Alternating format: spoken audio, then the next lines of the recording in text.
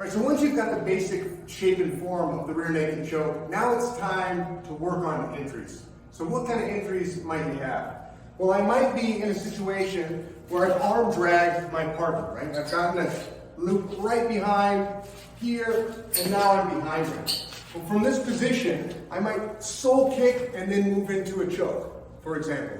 Right? I might bump him, slam the knee when he resists, and move in here. Now, of course, I gotta have my head tucked so that his head doesn't headbutt me in the face. That's an important consideration.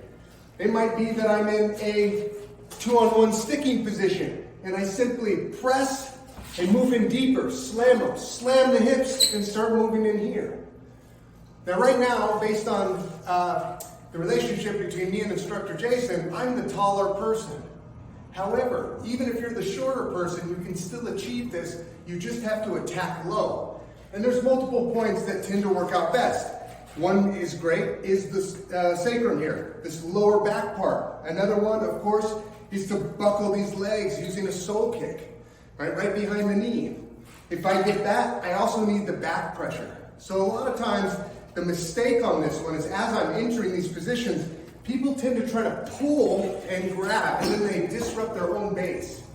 A lot of things in grappling have a feature that requires two-way pressure. So if I bump in here and pull here, now all of a sudden, I've got control in a solid position.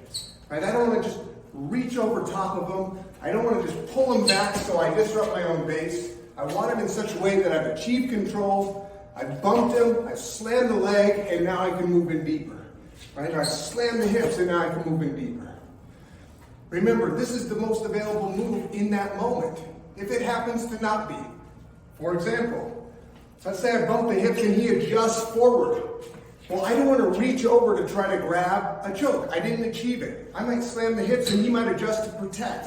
That's just fine. He does that, he adjusts, I can kick, right? I can just frame him out, sole kick his leg. I could be in here, I slam, he adjusts, adjust, boom, I can throw that uppercut as I control and protect, or a high hook, or some kind of combination. Go with the move that's most available, all right? And that way, you're not gonna lose your base. The last thing I'll say is there's once in a while, you'll bump a guy, you'll be in great position to choke, and right here, he'll adjust in such a way that you might start to lose position, right? Especially if I'm not in a great position to adapt, or he caught me in a moment where I start to get off base. If you feel that's happening, you have to abandon ship and move to the next most available attack, right? Don't get overly connected to one thing. Now that said, a way that you can also adjust is sometimes breaking the guy's base a different way. So maybe you break his base in here, he starts to adjust, and I frame his head up using the back of the hand. Now all of a sudden I've got better head control. Or maybe he's in here, like I've got him in here, and I start scooping, and I lift and then go to the move. Right? That's a great way to get a neck exposure and control the guy's head. In the upper levels, as you get into level 4 and level 5, you'll often ragdoll people to the side, slam them down, throwing knee strikes, transition, scoop the head, moving forward, right? You might get into this situation where you pull in the face, you cup the chin, you twist the neck, and you move in deeper for a choke, right? So there's lots of good ways to manipulate the head to set these things up so that I'm attacking both the head and the hips for maximal control prior to my submission.